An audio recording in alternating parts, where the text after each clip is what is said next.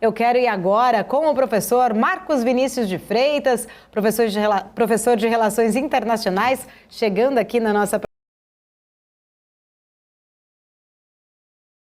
programação. Sempre um prazer, professor. Pra gente... Bom dia, não sei onde você está, mas acredito que deve ser aí uma boa tarde, né? Pela luz ali no fundo, ainda não é uma boa noite. Quase chegando lá, viu, Paula? Boa tarde, prazer conversar com você e com quem nos assiste sempre, né, Paula? Eu não estou ouvindo, professor, eu vou só pedir para o pessoal aqui verificar o meu ponto, por gentileza, porque eu só... Vamos ver, agora sim, professor, agora sim, estou ouvindo. Não, prazer conversar com você, Paula, boa tarde. Eu ainda continuo aqui na República da Geórgia e já são 7h05 da noite, então já está começando o verão, os dias vão ficando mais longos e eu falei, deixa eu pegar um pouco da luz externa. Ah, está bem, professor, sempre muito bom falar contigo. Professor, queria até começar com esse assunto, porque eu estava nesse tema, agora há pouco, inclusive, falando com o Gani e com o William Castro Alves, de uma notícia que saiu hoje na Reuters, inclusive, falando que uma das discussões que está acontecendo entre os chefes de finanças lá do G7, eles estariam debatendo ali uma possibilidade de redução da dependência da cadeia de suprimentos na China, né? Até entrei aqui um pouco mais no âmbito econômico, se isso poderia trazer alguma pressão inflacionária para o mundo, até porque mão de obra na China é mais barata, e aí se depender menos, inclusive da China, igual o movimento que a gente tem visto acontecer, até de algumas empresas norte-americanas, como Apple, tirando ali um pouco da produção dos iPhones da China, passando para a Índia, mas ainda assim algumas outras empresas, né, buscando essa tecnologia um pouco mais perto, e aí poderia trazer uma pressão inflacionária. Para você, eu vou fazer a pergunta diferente, não mais para o lado econômico, mas tentando entender um pouco dessa mais questão geopolítica, né? O quanto isso pode ser bom ou ruim, principalmente para nós no Brasil, porque, apesar de ser nosso grande parceiro comercial a China, o ministro das Finanças da Alemanha, ele diz que depender menos da China vai buscar ali, fazer com que esses outros países busquem esses suprimentos nos países emergentes. Queria entender um pouco mais da sua leitura sobre esta discussão que está acontecendo no G7, professor. Paula, o que a gente tem visto é que já há algum tempo, à medida que o G7 vai se tornando cada vez mais irrelevante, porque esse é o fato, né? Por essa razão que a gente nota que as economias do G7 vêm aí, elas têm um papel importante globalmente falando, mas já não têm o mesmo peso que tinham antigamente. É por essa razão que você vê aí até mesmo a questão do surgimento do BRICS como uma organização, não uma organização, mas uma forma de organização global, de governança global diferente daquela que a gente está acostumado, em razão até mesmo da situação do G7 e da deterioração da participação global de todos esses países na economia mundial. Mas o fato é que depois da pandemia da Covid-19, depois da guerra na Ucrânia, começou-se a falar aí de duas coisas, né? Uma, nearshoring, que é fazer a produção mais próxima, né, dos países. E, em segundo lugar, o friendly shoring, que é você fazer em países que lhes são mais amistosos, em razão aí da situação da Rússia. Mas o fato é, Paula, de que a gente dizer que a competitividade chinesa está baseada na questão da mão de obra já é equivocada, porque hoje em dia o preço da mão de obra na China tem subido bastante, inclusive você observa uma terceirização para outros países da região, como Malásia, Vietnã e Tailândia, que se transformaram aí também em pontos de produção global, até mesmo no Nepal, em outros lugares, em Bangladesh, você vai vendo este crescimento de produção acontecendo nesses lugares. Mas a diferença e aqui a gente não pode esquecer, Paula, que desde 1978 os chineses investem em infraestrutura e criaram uma logística que não perde para ninguém, aliás, difícil de ser igualada em razão do nível de investimentos que os chineses fizeram nesta questão de infraestrutura. São 40 anos construindo hidrovias, ferrovias, portos, aeroportos, para se criar uma logística que atenda aí não só as demandas de um país continental, como é a China, mas também que atenda a demanda global. E todos os países do G7, e aí o Gani até pode confirmar, mas eles estão meio quebrados financeiramente e não conseguem aí fazer grandes avanços na questão da tecnologia. Eu vejo isso na Europa, né? Na Europa você não faz assim grandes projetos de investimento em infraestrutura para escoar a produção mais rapidamente. E nos Estados Unidos, veja só, os chineses disseram que iriam fazer em 5 anos, 12 mil quilômetros de trem-bala, e os Estados Unidos disseram que para fazer uma linha de trem-bala de São Francisco a Los Angeles, se eu não me engano, algum lugar assim, demorariam 20 e poucos anos. Então você vê que é difícil de concorrer com a China neste momento, a não ser que haja aí um compromisso desses países em investir efetivamente em infraestrutura. Como ninguém tem dinheiro, como está todo mundo quebrado, você vê que mesmo a iniciativa do presidente Biden, aquele Build Back Better, também não saiu muito do papel, não conseguiu se fazer grandes avanços. Então você vai mesmo para os Estados Unidos e nota uma estrutura deteriorada de aeroporto. Eu sempre comento isso. Se você chegar em Nova York, no Kennedy, você tem a impressão de que você está numa estação rodoviária. Não está num aeroporto internacional da envergadura que deveria ter a cidade de Nova York, como você observa, por exemplo, aqui perto em Istambul, ou em Catar, ou em Dubai, ou mesmo os novos aeroportos que têm sido feitos na China. Então, essa é uma questão importante que gosta-se muito de comentar, mas que a efetividade do discurso não se transmite aí em realidade efetiva da aplicação daquilo que se presume, daquilo que se pretende fazer. Então, esta é uma coisa que a gente nota, que tem sido comentada, e os países emergentes aí, se eles caírem nesse conto, não é, de que eventualmente uma parte da produção vai ser transferida para eles, eles vão se dar conta muito rapidamente de que isso não vai acontecer. E eu sempre comento uma coisa importante. As empresas americanas, quando investiam na China, e todas as empresas que investiram na China durante muito tempo, elas ganhavam de 3 maneiras, viu, Paula? Ganhavam, em primeiro lugar, pelo fato de terem ali uma produção com a mão de obra mais barata. Segundo lugar, ganhavam porque vendiam seus produtos a preço mais elevado nos mercados consumidores, nos Estados Unidos, e com isso tinham, a partir desse momento, uma lucratividade elevada. Em terceiro lugar, com esta lucratividade elevada, elas também conseguiam ganhar, quando listadas em bolsa, diante da perspectiva e da expectativa de que aquela empresa era uma empresa bem gerenciada e bem administrada. Então, quando a gente vê um anunciando que vai para a Índia, que vai para outros lugares, resta saber o quanto que isso vai efetivamente mudar esta dinâmica, até porque na penúltima reunião da Câmara de Comércio americana na China, eles mesmos disseram que não tinham interesse, empresas americanas que não tinham interesse em sair da China por 2 motivos fundamentais. Em primeiro lugar, por causa da logística, e em segundo lugar, porque não queriam perder acesso ao mercado chinês, porque sabem que uma vez que saírem, aquele mercado está perdido e ninguém quer abrir mão aí de um mercado global, crescente, e de um dos países que vai ter a maior classe média da história da humanidade. Então você vê que a gente nota esse tipo de comentário, mas precisa ver com uma lupa muito grande se isso aí não é somente uma coisa política, para tentar enganar quem é desavisado e assume aí e compra gato por lebre. Professor, vou trazer aqui para a nossa conversa a Alan Gani, que está aqui junto comigo, também tem perguntas aqui para o professor sobre este tema. Fica à vontade, Gani. Boa tarde, professor. Prazer falar contigo. Como é que está aí na Geórgia? Tudo tranquilo, Gani. Como é que você está? Eu estou bem. É o seguinte, professor, me chamou a atenção uma notícia dizendo que houve uma queda nas importações chinesas e uma desaceleração das exportações, né?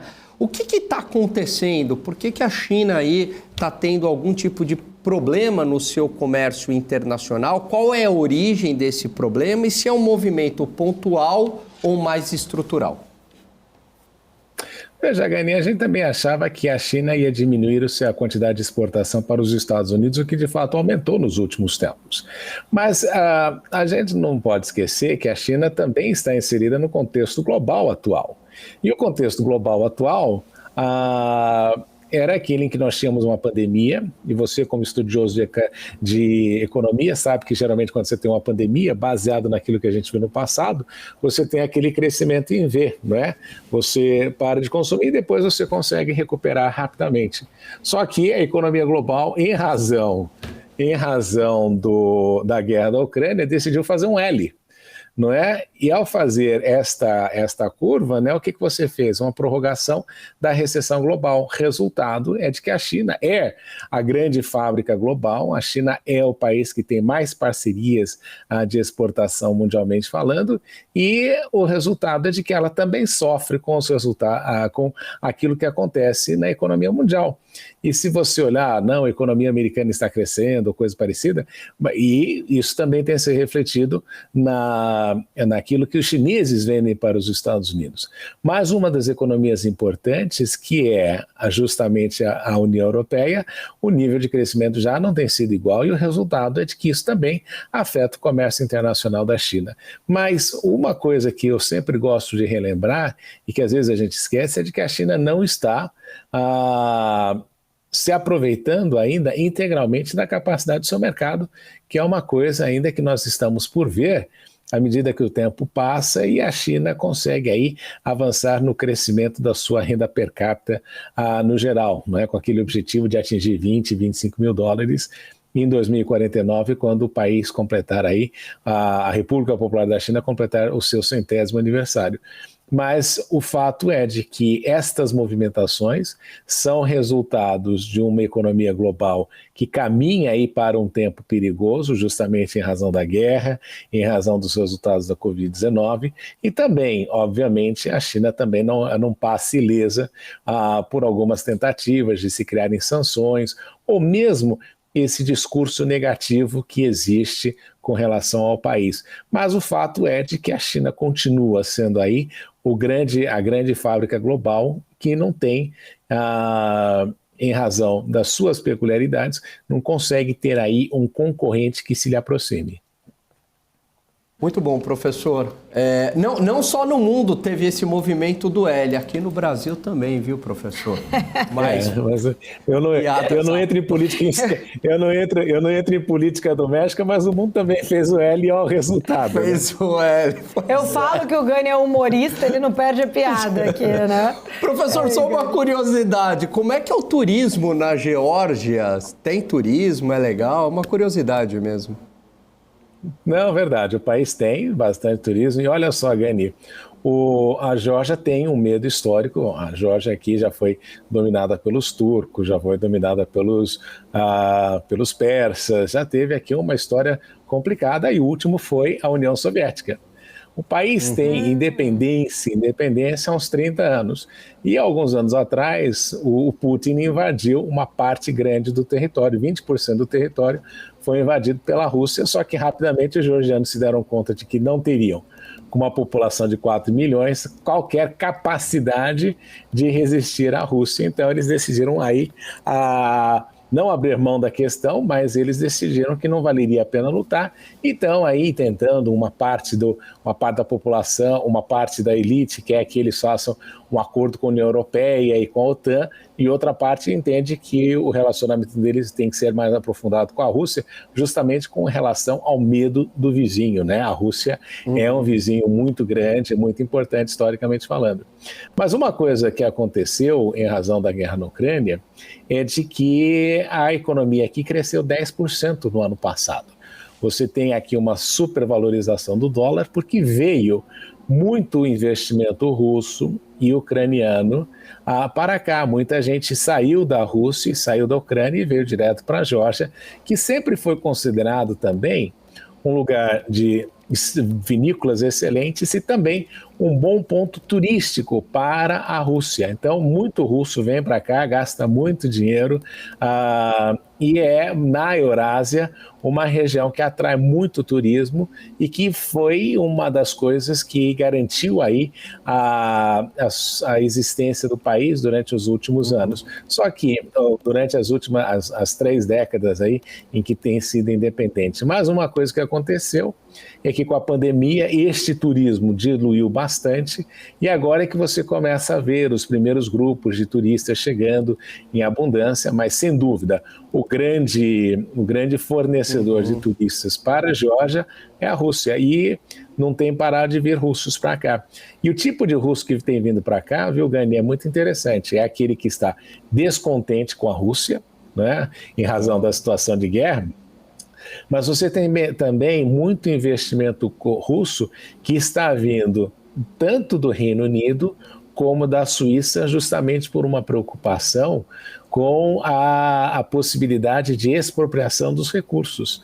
Então você vê, né, quando a gente discutiu lá atrás a questão da desdolarização global, tudo isso, e uma das coisas era justamente o fato de os Estados Unidos terem abusado do dólar e muita coisa nesse sentido. Uma das coisas que aconteceu é que o pessoal que tinha moeda estrangeira e que morava nesses países ficou com medo aí de ser expropriado e aqui buscou uma jurisdição que lhes permitisse investir mais tranquilamente. Então você tem isso. Resultado, houve uma supervalorização da moeda, como nunca antes eu tinha visto. As coisas ficaram mais caras em dólar, só que eles estão conseguindo aí modernizar e fazer uma série de coisas que não conseguiam, justamente porque a dependência era exclusiva do turismo, e agora isso, com o investimento russo, tem aumentado, tem aberto outras possibilidades para o país crescer. Maravilha. Professor, muito obrigada. Legal. Sempre um prazer. Agora o Gani só está esperando o seu convite, então, para ele ir lá conhecer a Geórgia. Mas é turismo histórico, tem tudo? É mar? O que é? Você tem o Mar Negro, não é? Que de fato é um grande lago, a água é meio doce. E fria, viu? Fui nadar uma vez, é um pouquinho frio, mas vale a pena você experimentar. A Geórgia tem as técnicas antigas de produção de vinho. Eles dizem que são os primeiros que produziram vinho no mundo. E a caia dura, eu também não sabia, a Geórgia tem 400 tipos diferentes de uva. É uma coisa assim fenomenal. A Colômbia tem 3.000 tipos diferentes de batata, mas eu nunca sabia que você poderia ter num país 400 tipos diferentes de uva. Então isso faz com que você tenha uma cultura, uma vinicultura que vai de A a Z na questão do vinho. Tem também uma água aqui chamada Borjomi, que é meio sulfurada, que é com gás, que é considerada uma das águas mais saudáveis do mundo. Inclusive, no colapso do Império Soviético, né, no colapso da União Soviética, muitos georgianos acreditavam que conseguiriam manter o país com PIB, com resultados positivos, somente vendendo a água, por causa dos efeitos que ela tem no sentido de ser saudável. Todo mundo compra muito a Borjomi, que é uma das coisas aqui bem interessantes da Geórgia. E você tem a questão do artesanato local, você tem aí um dos primeiros países que se converteu ao cristianismo, não é? Então você tem aqui um patriarcado ortodoxo muito forte, a religião tem um papel importante, a Geórgia é um daqueles 5 países mundiais que a religião é extremamente importante, como Estados Unidos, como Irã, Israel, então por aí vai. Então você tem um pequeno país, 4 milhões de habitantes, mas que tem uma longa história muito interessante de que conseguiu, né, em meio a vizinhos extremamente complicados, Turquia, a Rússia e também o próprio Irã, conseguiu se manter vivo e tem um vocabulário próprio, tem uma língua própria, tem um alfabeto próprio e tem uma história sensacional. Então, é um país pequeno, mas é meio uma pérola aqui da Eurásia que tem tido aí, passado por alguns momentos difíceis historicamente. O grande nome, não é? Só para você lembrar, os georgianos dizem que eles produziram 2 grandes ditadores na história. Um foi Stalin, que nasceu aqui em Gori, né? Stalin, que foi aí o grande ditador da Rússia. E o segundo, que é de origem georgiana, a família era da Geórgia na ocasião, é o Erdogan, da Turquia. Então, eles sempre falam, produzimos 2 grandes ditadores globalmente reconhecidos. Mas é um país muito interessante. Com que vale orgulho eles falam isso, professor? Desculpa só. Não com orgulho. Ah, tá. Não, tudo bem. Não com orgulho, mas eles falam, olha... eles falam, melhor ficar na água, professor? Olha quem a gente produziu, né? Mas se você melhor pensar, produzir né, a água mesmo, viu, professor? Quero agradecer, professor, obrigada. E só para falar, né, puxando o meu lado aqui da minha sardinha, Ibirá, que é a cidade da minha família, tem também a considerada água aí, acho que concorrente, acho que desta aí que você está falando, a única com vanádio no mundo. Tinha uma fonte na França que secou, é considerada uma das melhores águas também daqui, né, não só Brasil, mas mundo, por conta também da qualidade da água. Professor, obrigada, eu ficaria aqui muito tempo falando, mas meu tempo está em cima, eu quero agradecer. Obrigada, é sempre uma aula falar com você, professor. Obrigada.